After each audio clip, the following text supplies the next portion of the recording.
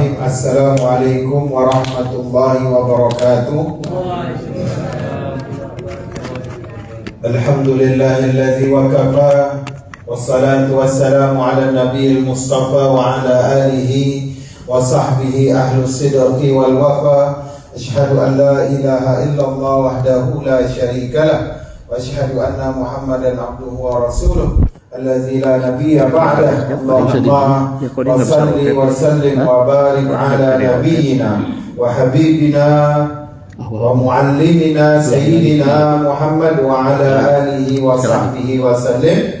Jamaah salat maghrib Masjid Al-Tahir yang dimuliakan oleh Allah Subhanahu wa taala, mudah-mudahan selalu di dalam lindungan rahmat inayah maghfirah dari Allah Subhanahu wa taala, diberikan umur yang bermanfaat, hidup yang barokah, rezeki yang barokah yang berkembang, bermanfaat rezekinya untuk umat, bermanfaat rezekinya untuk orang miskin, bermanfaat rezekinya untuk orang lemah. Rezeki yang diberi oleh Allah seperti terowongan, pintu masuk dan pintu keluar sama.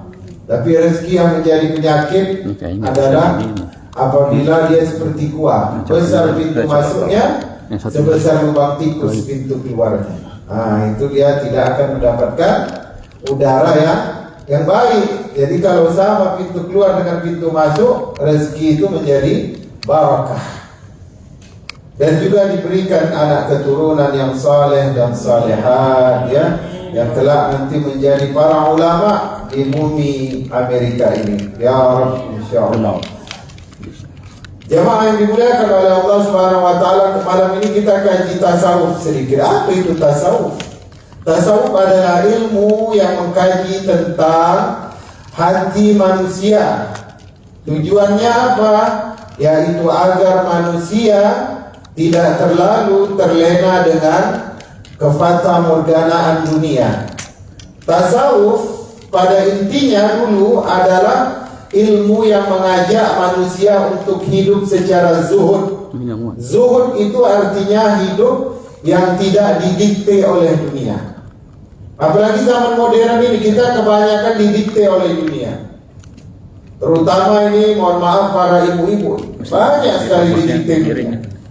Dia sekarang stylenya itu, tasnya itu misalnya apa namanya, Michael kursus. Jadi semua ibu-ibu harus pakai. Itu dia didikte oleh dunia itu. Musimnya sekarang pakai apa?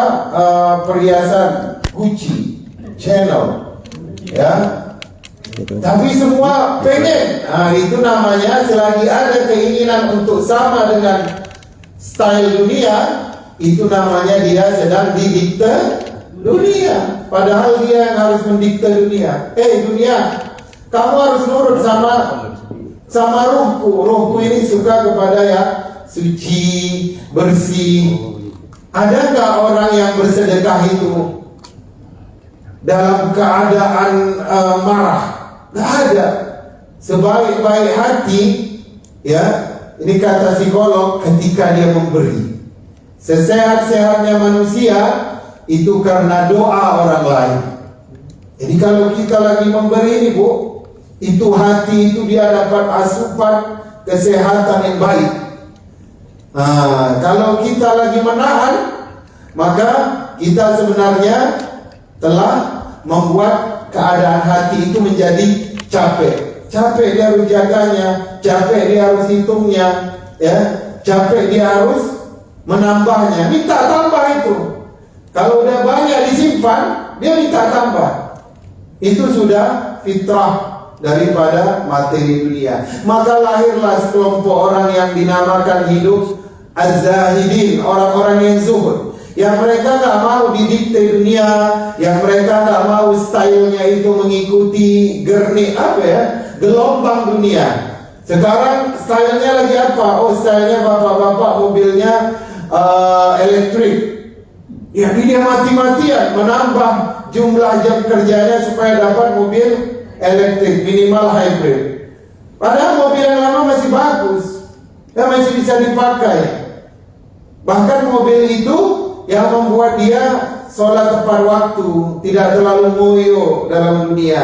Nah, itu namanya, itulah yang dikaji ilmu tasawuf itu tujuannya. Jadi kalau tasawuf dia mengkaji zat Allah, itu tinggalkan. Kalau yang dikajinya zat Allah, misalkan apakah Allah itu kan ayatnya apa namanya? Allah itu istawa di atas arasy, ya, beristiwa di atas arasy, singgasana. Maka dia pikir-pikirkan bagaimana bentuk singgasana, bagaimana bentuk istiwa Allah, sehingga dia memikirkannya, menempatkannya seperti menempatkan makhluk pada tempat duduk. Nauzubillah. Itu tanpa pengibaratan, tanpa pentakwilan, ya. Kata Rasulullah, tafakkaru fi khalqillah wa la tafakkaru fi zatillah. Dengar nih Pak, ya. Tafakkaru, telitilah pada ciptaan Allah. Langit, bumi diteliti oleh NASA dan astronomi dunia. Insan kamil, manusia yang sempurna, teliti. Hewan, tumbuhan, alam semesta, tafakkur, bertafakkur, bertadabbur dalam ciptaan Allah. Kemarin kita sudah ada materi zikrullah. Di dalamnya itu ada tafakkur, ada tadabbur, ya. Tetapi ketika kita berpikir tentang zat Allah, sungguh akal kita ini tidak sanggup. Maka nanti akan mengada-ngada. Kemarin di Medan ada katanya dia wali, namanya Wali Amran. Dia mengatakan, waduh, udah pusing itu. Muhammad itu sebagai sifat, Allah itu sebagai zat. Sudah main pula dia ke dalam, masuk ke dalam yang usul, yang akidah. Jadi kalau Muhammad sifat, Allah itu menjadi zatnya, sifat itu tentu mengikut kepada zatnya. Zat tentu menjadi qadim, bukan menjadi baharu. Sesuatu baharu itu maksudnya diciptakan hancur. Kalau qadim itu ada, sebelum kalimat ada itu ada. Itulah. Dan akan tetap ada walaupun, ya, dunia, alam semesta dan para malaikat semuanya dihancurkan. Itu ada hanya pada zat Allah. Jadi ada juga yang tasawuf ini belajar kepada tentang zat Allah. Jangan ikut. Tasawuf kita adalah bagaimana mencoba hidup zuhud di dunia. Tapi zuhud di dunia bukan berarti kita meninggalkan dunia, salah. Wala tansa nasibaka minad dunia, dan jangan lupa ambil bagianmu di atas dunia. Jangan lupa ambil bagian kita. Bagian kita untuk apa? Kalau ada peluang mengumpulkan harta, kemudian harta di tangan orang soleh, itu lebih bermanfaat daripada di tangan orang yang toleh. Orang yang toleh itu artinya orang yang kerjanya makan terus, makan, itu namanya toleh. Yang dia tamak itu toleh, lawan katanya saleh. Harta yang terbaik itu apabila di tangan orang saleh. Yang lapar dapat bantuan, yang sekolah anaknya tidak terbayar dapat bantuan, saudara-saudaranya yang susah dapat bantuan dari tangan orang soleh. Jadi orang soleh ini harus berharta, jangan tinggalkan bagiannya di dunia, tapi harus membagi porsinya. Ini yang mau kita bahas. Ini tadi udah tasawuf, zuhud udah, ya kan? Sekarang ini, sebelum melangkah kepada namanya ma'rifatullah melalui akal, kita harus tahu dulu menempatkannya. Misalkan para sahabat ini terkait dengan harta, seperti Abu Darda. Abu Darda itu kan kerjanya puasa terus, qiyamul lail terus, ya, baca Quran terus. Hartanya kan berkembang dari kebun kurma, perdagangan, gak perlu diurus sama anaknya, diurus sama karyawannya. Apa kata Ummu Darda kepada Salman Al-Farisi, nasihati saudara kamu. Kemudian dinasihati Salman, wa inna li badanikal haq, ya, wa inna li jasadikal haq, wa inna lillahi al haq, ya, wa inna li ahlikal haq. wa inna li jasadikal haqqa wa inna lillahi haqqa. Sesungguhnya ya Abu Darda, untuk keluargamu itu ada haknya. Hak untuk istri dicandai, hak untuk istri disenyumin, hak untuk istri dia diajak belanja, beli pakaian, ya, dibawa dia makan di restoran, ya, dibawa dia apa lagi, cuci mata, window shopping, itu ada haknya. Untuk anak ada haknya diberikan ilmu, nasihat, bimbingan. Dan untuk Allah juga ada haknya, yaitu qiyamul lail, puasa sunnah. Dan juga untuk jasad ada juga haknya, tidur, istirahat, ya. Ini ada orang kerja karena dia mau kejar target, wah, 2 hari nggak tidur, meeting di Indonesia, ada bisnis, di sini juga tetap kerja bulanan. Mata itu di depan laptop terus sampai matanya rusak. Itu namanya nggak menjaga hak jasad. Ini mata, telinga, badan ini amanah dari Allah. Nikmat kita melihat ini akan ditanya oleh Allah, kemana kau gunakan? Kenapa bisa matamu rabun? Apakah kau tidak menjaga kesehatannya? Aku ciptakan wortel, aku ciptakan rimbang. Rimbang itu apa ya? Lecet. Kalau bahasa Sundanya, rimbang itu biar nggak ngantuk ya. Ini yang hijau-hijau bulan itu, lenca ya. Lenca itu bagus untuk mata. Maka orang yang menghabiskan jasadnya hanya untuk bekerja, kemudian jasadnya menjadi lemah, itu dia tidak amanah dengan jasad. Ya. Jadi ketika kita akan mempelajari ma'rifatullah, ingat yang dinamakan bagi-bagi hak itu ada pada jasad saja. Karena yang namanya hati itu tetap tujuannya adalah kepada Allah Subhanahu wa Ta'ala. Hati nggak boleh dibagi. Ya, hati nggak boleh. Kan ada doa Ali bin Abi Thalib, ya Allah, atina dunya fi aidina wa la tu'tina dunya ila qulubina. Ya Allah, berikanlah dunia itu, tapi dia hanya sampai di tangan kami saja. Jangan sampai dia masuk ke hati kami. Jadi yang namanya pembagian hak itu terkait dunia, terkait jasad. Tapi kalau yang namanya Allah, itu dia tidak boleh dibagi-bagi di dalam hati kita. Paham Pak? Ini agak berat memang. Dan beginilah, kalau nanti sudah belajar ma'rifatullah, ya, kalau semua udah paham dengan ma'rifatullah, masjid pasti ramai orang sholat. Kenapa? Karena dia mau menyamakan. Ya, kalau aku bisa komitmen bekerja seminggu itu 40 jam, kenapa aku tidak bisa ikut majelis taklim 2 jam kali 5, 10 jam? Begitu nanti dia cara membaginya. Ini yang saya lihat ibu-ibu yang istiqomah di sama bapak-bapak sebagian, ya. Alhamdulillah. Itu sudah mulai masuk ilmu ma'rifatullah, mengenal Allah itu. Jadi kata Imam Al-Ghazali, hadis Salman tentang Abu Darda yang disuruh membagi-bagi waktunya itu hanya terkait dengan jasad. Tetapi hati itu kita hanya tertuju kepada Allah Subhanahu wa Ta'ala. Contohnya begini.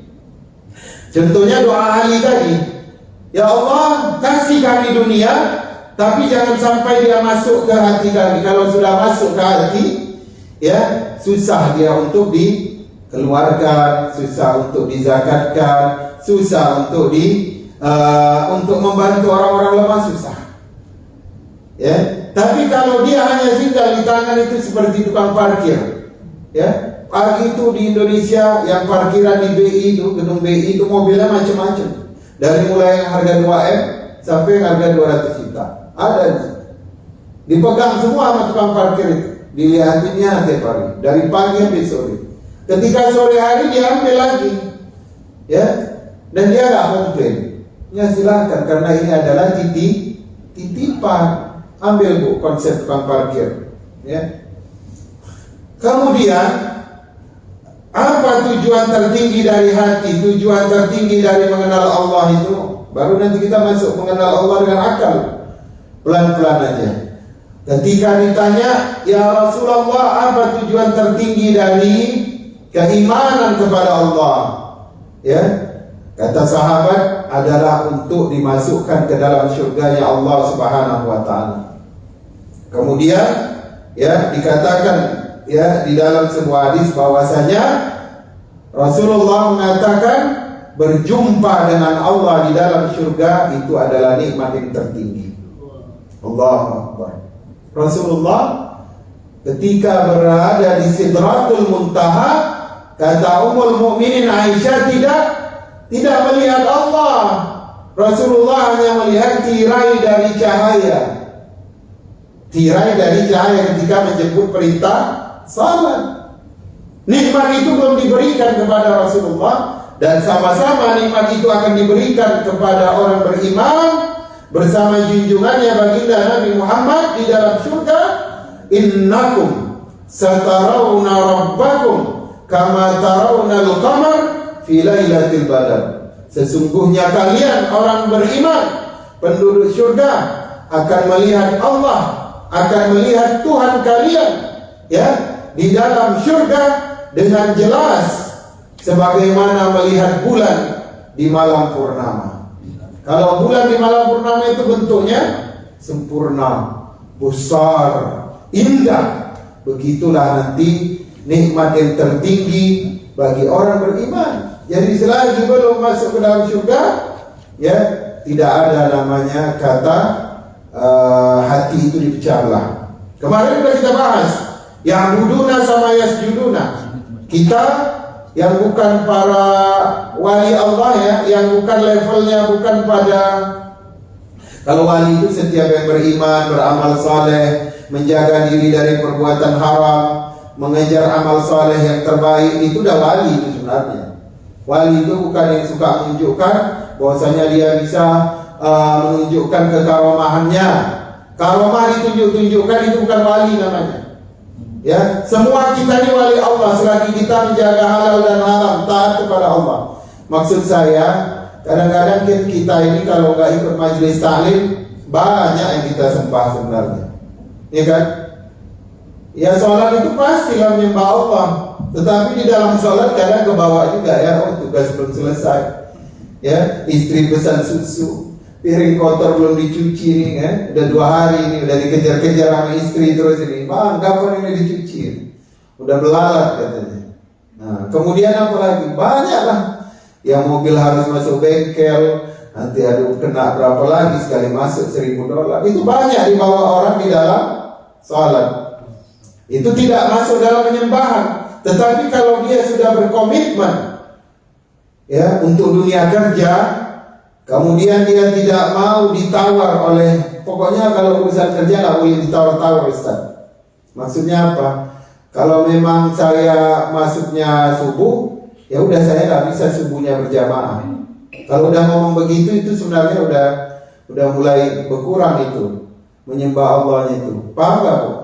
Ustaz, saya nggak bisa Ramadan itu tarawih. Kenapa? Karena saya harus shift malam. Udah berapa lama Bapak kerja situ? 20 tahun. Jadi 20 tahun Ramadan nggak pernah tarawih enggak? Saya kalau kerja memang nggak bisa diganggu. Allahu Akbar. Itu sama dengan menyembah perusahaan model gitu ya. Itu dulu kita udah ingatkan. Tapi sekarang kita mau bahas. Kita nanti jangan sampai saya pulang ya nggak naik tingkat keimanan kita. Maka sekarang stepnya adalah ma'rifatullah, mengenal Allah. Jadi nanti sampai seseorang itu kalau pekerjaanku ya itu menghalangiku dari ketaatan kepada Allah, maka dia bisa ditukar. Nah, itu baru namanya dia sudah duduk ma'rifatullah itu. Ya, mengenal Allah Subhanahu wa taala. Jamaah yang dimuliakan oleh Allah Subhanahu wa taala, ma'rifatullah dengan akal itu adalah media yang kedua. Ma'rifatullah ini dengan 4 hal. Mengenal Allah, al-jazmu al-mutabiq lil haqqi. yaitu meyakini kebenaran yang telah dicetak, ya, meyakini ya kebenaran al-jazmul mutabiq, meyakini kebenaran yang telah dicetak di dalam roh, fitrah bertauhid kepada Allah, lil haqqi, untuk tujuan kebenaran, yaitu kebenaran apa? Masuk ke dalam surga. Contohnya begini, ma'rifatullah itu ada dengan nas. Dengan nas itu Al-Quran dan Al-Hadis. Contohnya apa? Contohnya ayat Allahul ladzi khalaqa sab'a samawatin wa man fil ardi mithlahunna yatanazzalul amra bainahunna. Allah lah yang menciptakan langit dan bumi. Allah lah yang menciptakan 7 lapis langit, dan seperti itu pula bumi. Kita mengenal Allah sebagai pencipta 7 lapis langit dan 7 lapis bumi. Itu dari mana? Dari Al-Quran, surah At-Talaq ayat 12. Kemudian kita mengenal Allah, ya, Allahu beristiwa di atas arasy, yaitu beristiwa di atas arasy, yaitu seperti singgasana. Tapi nggak usah dikhayalkan singgasana, jangan ditakwil. Intinya kita beriman dengan ayat itu. Jadi beriman dengan nas.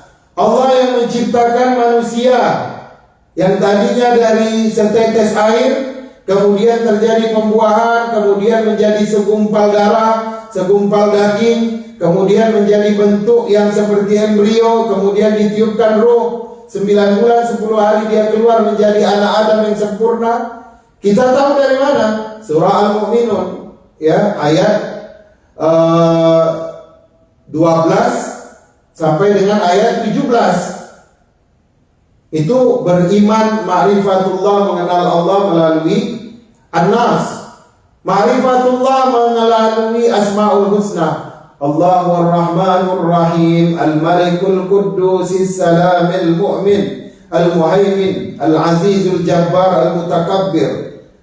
Ya, dengan 99 namanya yang sempurna. Mengenal Allah melalui nas dengan apa? 20 sifat wajib bagi Allah. Wujud, qidam, baqa, mukhalafatu lil hawadisi, qiyamu bi nafsihi, wahdaniyah, qudrah, iradah. Ini bagi kita yang bertauhidkan, yang bermazhabkan Asy'ari. Ya, Syafi'iyah itu fikihnya, Asy'ariyah itu mazhab secara akidahnya. Kalau orang-orang Rusia, Amerika ini Maturidiyah. Ya. Ada yang dia tidak mau mengambil mazhab Asy'ari wala Maturidi. Itu biasanya yang dari Saudi, yang dia bermazhabkan Hambali atau Ibnu Taimiyah. Ya, lebih merujuk kepada fatwa-fatwa Ibnu Taimiyah. Jadi mengenal Allah melalui nas tadi ada ayatnya, ada Asmaul Husna, ada juga dengan sifat 20 yang wajib bagi Allah, wujud, qidam, baqa. Baqa itu tetap ada, tetap tinggal. Walaupun nanti tiupan sangkakala yang pertama itu menghancurkan seluruh makhluk, kecuali Allah yang tetap kekal. Allahu la ilaha illa huwal hayyul qayyum. Tiada Tuhan selain Dia, Allah tiada Tuhan selain Dia. Huwal hayyu, yang maha hidup walaupun seluruh makhluk dimatikan. Wal qayyum, maha berdiri. Ini yang kita pegang. La sinatu wa la naum, ya, tidak mengantuk dan juga tidak tidur selamanya. Diaplikasikan di dalam pembelajaran akidah Asy'ari dengan sifat baqa, tetap tinggal, baqa. Jadi perlu juga belajar 20 sifat yang wajib bagi Allah. Kami dulu belajarnya ini di Ibtidaiyah, tapi sekarang Ibtidaiyah udah nggak ada. Ya, anak Ibtidaiyah karena udah disetarakan SD, nggak ada lagi belajar sifat 20 yang wajib bagi Allah. Apa itu wujud, dia nggak ngerti, nggak hafal lagi. Itu kelebihan Ibtidaiyah dahulu ya, waktu kita kecil. Kemudian itu yang pertama dengan nas, harus dengan nas. Kita ini yang lahir dari rahim perempuan muslimah, kita harus beriman dengan Allah dengan media yang pertama dulu, nas.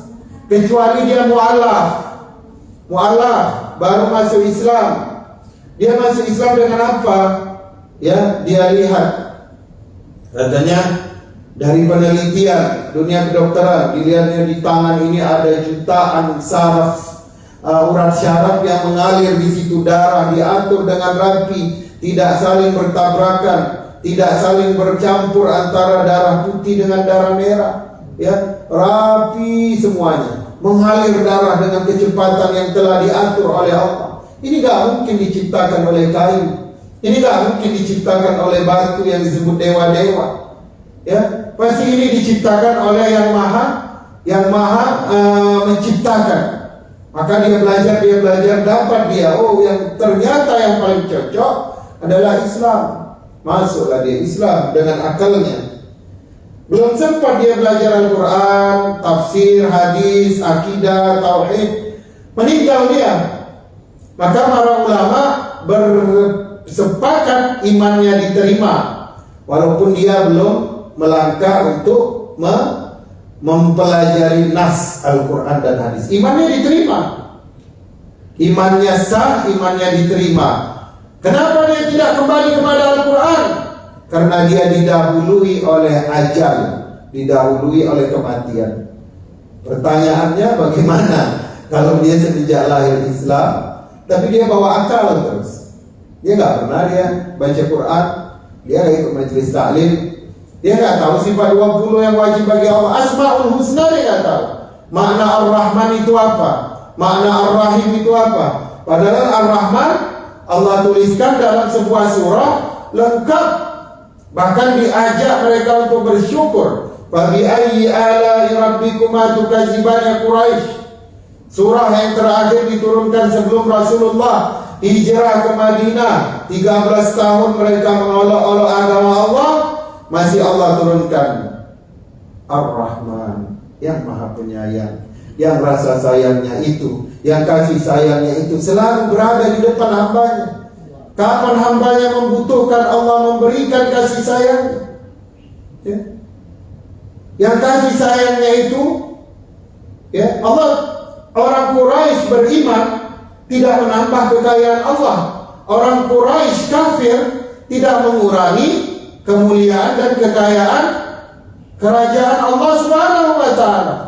Tetapi sebelum kau tinggalkan mereka ya Muhammad, beritahukanlah bahwasanya Allah itu Ar-Rahman, Allama Al-Quran, yang telah mengajarkan kepada Rasulullah Al-Quran. Khalaqal insan, yang menciptakan kalian, manusia bangsa Quraisy. Ya, ini terakhir kalinya peringatan bagi kalian ini. Peringatan dengan kasih sayang yang penuh. Itu kalau kita baca tafsir suratul Rahman, ini kan nambah ininya kan harinya, karena di San Bernardino apa namanya? Di At-Taqwa kan satu malam. Jadi bisa kita nanti bahas surah Ar-Rahman. Allah. Itu sesuai dengan asbabun nuzulnya, begitu besarnya kedudukan orang Quraisy itu di hadapan Allah. Sebelum ditinggalkan, kasih tahu dulu surah Ar-Rahman. Setelah dikasih tahu surah Ar-Rahman, malah mau memutuskan untuk membunuh Muhammad. Kan gitu kan? Pergi karena terancam Rasulullah. Nah itu nanti kita buat sesi khusus. Ingatkan saya nanti Pak, kita kaji surat Ar-Rahman 5 ayat aja di awal, itu sudah dahsyat. Kemudian sekarang pertanyaannya, kalau dia lahir dari perempuan muslimah, sampai tua dia nggak belajar Asmaul Husna, dia nggak mengaji, nggak ikut majelis taklim, nggak tahu sifat 20, nggak tahu makna ahad, ya, nggak dia belajar tafsir suratul Ikhlas, ya dia beriman gitu aja, sholat, puasa, orang puasa dia puasa, orang sholat dia puasa, orang sholat dia sholat. Sampai mati dia nggak ikut belajar tentang tafsir, hadis, tentang Al-Quran. Ya, ketika dia meninggal, ini dua pendapat ulama. Ya, ada yang mengatakan imannya sah, tetapi dia berdosa. Imannya sah, tapi dia berdosa. Kalau yang tadi mualaf, wajar. Ya, mualaf saja kalau dia 7 tahun. Dia 7 tahun hanya jadi Islam melalui akal, dia nggak balik ke nas, Ketika meninggal, iman diterima, tetapi dia berdosa. Ya, ketika orang yang lahir dari muslim, perempuan muslimah, hidup dia sampai besar, dia jahil tentang Al-Quran, dia jahil tentang hadis, sama, ya, mati dalam keadaan beriman, imannya sah, tetapi dihitung dia sebagai, ya, orang yang berdosa karena dia menyia-nyiakan Al-Quran. Kebanyakan orang sekarang imannya itu dibawa dari lahir. Maka berbeda dengan iman orang yang dapat dari akal. Akal, ketika seseorang dapat iman dari akal, biasanya dia akan lari kepada nas. Karena apa? Karena dia merasa selama ini dia ditipu dengan orang tuanya yang mengajar dia kepada Yahudi, Nasrani atau Majusi. Setelah ditunjukkan kepada nas, Masya Allah, semakin datang kecintaannya terhadap agama dan Allah Subhanahu wa Ta'ala. Ya, maka Imam Abu Hanifah menempatkan dalam pengambilan ijtihad hukum fikih fatwanya akal itu pada tempat yang ketiga. Yang pertama adalah Al-Quran, yang kedua adalah Al-Hadis atau As-Sunnah, yang ketiga bukan ijma', bukan kesepakatan para ulama. Karena menurut Imam Abu Hanifah, tabi'in dan tabi'at tabi'in itu sama seperti saya. Kadang salah, kadang khilaf, kadang lupa. Mereka manusia, saya manusia. Maka Imam Abu Hanifah menempatkan akal itu pada tempat maraji, referensi yang ketiga untuk mengistimbatkan, mengistihadkan suatu hukum. Kalau Imam Syafi'i kan jelas, Al-Quran, Al-Hadis, ijma', qiyas. Qiyas ini permisalan, ijma', kesepakatan para ulama. Kalau Imam Abu Hanifah akal, karena akal adalah produk terbaik Allah terhadap alam semesta, maka hanya diberikan kepada manusia. Ya. Maka kalau di dalam Islam penjagaan akal itu wajib. Akal tak boleh dirusak. Yang rusak pertama dengan benda, materi, drugs, yang memabukkan, yang menghilangkan fungsinya, drugs, minuman keras, apalagi morfin, kokain. Yang merusaknya secara pemikiran syubhat, materialisme, materialisme, sekularisme, feminisme, genderisme, itu semuanya racun-racun bagi akal. Ada yang sifatnya itu pemikiran sesat, komunisme, ateisme, sama aja ya, sama agnostik. Itu adalah racun-racun bagi akal, maka akal itu dijaga. Maka semenjak kecil kan kita disuruh kepada Allah Subhanahu wa Ta'ala menjaga akal anak kita. Apa kata Rasulullah kepada Ibnu Abbas? Ya ghulam, ihfazillah yahfazkum, ihfazillah tajidhu tujah. Wahai anandaku, jagalah Allah, niscaya Allah senantiasa menjagamu. Itu yang coba diajarkan oleh Rasulullah kepada anak kecil itu apa? Itu akalnya. Ya, jaga keimananmu terhadap Allah dengan senantiasa membersihkan akalmu. Bahkan Luqmanul Hakim mengatakan kepada anaknya, ya bunayya la tusyrik billah, inna syirka la zulmun azim. Wahai anandaku, jangan kamu menyekutukan Allah. Sesungguhnya perbuatan syirik adalah kezaliman yang dahsyat. Siapa yang dizalimi ketika kita berbuat syirik kepada Allah? Yang pertama sekali dizalimi adalah akal. Bagaimana mungkin engkau punya akal bisa membedakan yang hak dengan yang batil? Tahu kegunaan kayu itu apa? Tahu kayu itu benda mati? Tahu engkau bahwasanya batu itu adalah batu? Dia benda mati, tidak bisa bergerak. Bagaimana engkau menzalimi akalmu, menerima, menyembah untuk benda mati seperti kayu dan batu? Kemudian kami juga beri kamu fitrah, yaitu bertauhid kepada Allah. Bagaimana kamu terima ini? Dan disampaikan di dalam Al-Quran surah Al-Anbiya, bagaimana Ibrahim remaja 14 tahun sudah mendebat kaum bangsa Kaldea yang mereka menyembah berhala. Dia hancurkan berhala kecil semuanya. Dia gantungkan itu kapak ke berhala besar. 14 tahun Nabi Ibrahim itu. Dalam tafsir Ibnu Katsir itu lebih kurang 13-14 tahun. Bayangkan. Katanya ada seorang anak yang sering menghina berhala-berhala kita.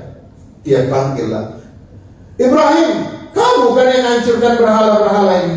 Loh, istilahnya begitu lah. Kok tanya ke gua gitu? Itu kan kapalnya di mana? Yang besar itu iri dengan yang kecil-kecil ini. Maka dia hancurkan. Tunduk semua bangsa Kaldea. Berpikir akalnya. Ya dalam hati benar juga apa yang dikatakan Ibrahim. Terus dia, bangsa Kaldea itu angkat kepala, dia bilang, Ibrahim, dia lembut suaranya. Bukan di dalam surah Al-Anbiya kan? Bukankah engkau tahu mereka tidak dapat berbicara? Oh, baru dihajar oleh Nabi Ibrahim.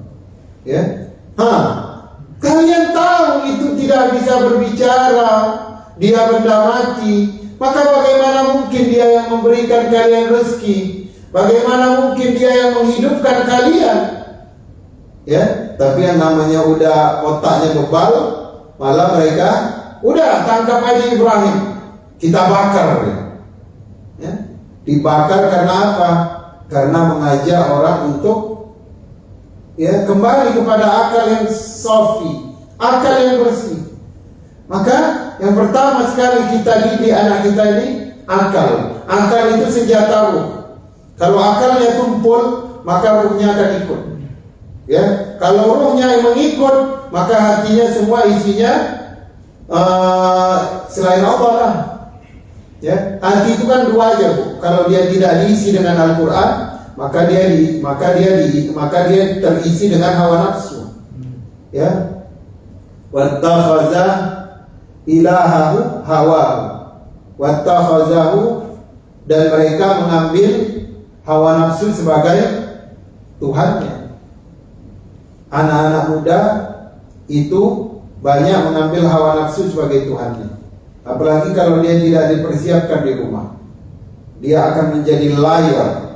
Ya Bu, layar itu apa? Halal haram dia ambil semua. Kenapa? Karena Allah bilang anak itu kalau dia nggak dididik dengan iman kepada Allah, dibersihkan akalnya, dikasih nutrisi rohnya, ya, diperdengarkan, diajarkan kepadanya Al-Quran. Kalau tidak itu diberikan, dia akan menjadikan nafsu sebagai hawa nafsu sebagai Tuhannya. Ya, maka inilah yang terjadi di Indonesia sekarang. Buat apa anak kita sekolah tinggi-tinggi, keluar negeri bolak-balik, tapi kalau dia pulang ke tanah air jadi penjahat, buat apa? Rugi. Bagus dia ngaji aja di pondok, ngaji di saung-saung, di langgar-langgar. Ya, dia cuma kasih makan anaknya singkong, tinggal di rumah gubuk. Ya, tapi dia jadi hamba Allah. Berapa sekolah tinggi-tinggi ke Amerika, pulang hanya untuk menjadi penjahat, perampok. Berapa? Itulah yang dinamakan jaga akal anak kita, kata. Dari inspirasi dari Al-Quran itu, Ibrahim ngajak bangsa Kaldea, coba buka akal kalian itu. Kira-kira benar gak itu kapak itu yang menghancurkan itu si berhala yang besar? Luqman juga ingatkan, jangan sampai menyekutukan Allah. Sesungguhnya kamu itu tengah membodohkan, menzalimi akal. Kamu hancurkan akal. Kan ada doanya, Allahumma arinal haqqa haqqan warzuqna tibaa, ya, wa arinal batila batilan warzuqna istinaba. Ya Allah, tunjukilah, perlihatkanlah kepada kami yang benar itu benar, dan jadikanlah kami mengikutinya, dan perlihatkanlah kalau yang batil itu batil, dan jadikanlah kami menjauhinya. Kan doa itu kita baca. Bagaimana caranya? Apa Allah kasih secara membabi buta? Enggak. Itulah Allah kasih namanya akal, ya, untuk membedakan yang hak yang batil. Terakhir, Di Calcutta itu setiap tahun ada ribuan di India fresh graduate dikirim ke seluruh dunia sebagai ahli-ahli IT dunia. Apakah mereka dipandang sebagai orang yang berakal karena mereka seorang orang yang cerdas dalam hitungan dan teknologi? Tidak, karena mereka menyembah batu, karena mereka menyembah kayu. Hidupnya dianggap bangkai, dianggap mayat, otaknya, akalnya terzalimi. Ya, sebagaimana Luqman mengatakan kepada anaknya, jangan menyekutukan Allah. Kalau kau menyembah selain kepada Allah, sama engkau dengan membodohkan akal. Ya, jadi yang pertama sekali, akal yang terpintar, akal yang tercerdas, apabila dia beriman kepada Allah, tawakal kepada Allah, hatinya itijah kepada Allah. Ya, keputusan dunia dia lihat halal haram, dia lihat syariat. Maka ma'rifatullah dengan akal itu pada pondasi yang pertama. Setelah akal, barulah umur anak-anak ke atas, baru kita masukkan Al-Quran, baru kita masukkan syariat. Ya, jadi kalau masa awal itu akal dulu. Ya, diajak dia nak. Allah kasih kamu akal, brain, mind. Itu sebenarnya untuk apa? Untuk supaya kau bisa membedakan mana yang benar, mana yang batil. Ikutilah jalan kebenaran. Nanti ayah akan ajarkan Al-Quran, Asmaul Husna. Ayah akan ajarkan namanya sifat 20. Sehingga engkau nanti ketika masuk ke dunia kerja, engkau hanya mencari yang barokah, engkau mencari yang harum, seperti lebah. Allah ceritakan lebah suka kepada komunitas yang baik. Ya, dia tidak suka di tempat sampah, dan dia hanya mengeluarkan yang baik, yang baik-baik. Ada namanya suratul Naml. Allah istimewakan an-Naml ini supaya apa? Supaya anak-anak orang beriman ini sama seperti lebah. Mudah-mudahan Allah jadikan akal kita akal yang senantiasa terjaga dari racun-racun, dari syubhat-syubhat yang menghancurkan, yang menzalimi akal, dari hal-hal yang bersifat memabukkan. Allahumma adfa'anna al-bala wal waba wal riba wal riya wal zina والزلازل وسوء الفتن يا رب العالمين. ربنا تقبل منا إنك أنت السميع العليم وتب علينا إنك أنت التواب الرحيم والحمد لله رب العالمين. Lebih dan kurangnya mohon maaf. Wassalamualaikum warahmatullahi wabarakatuh.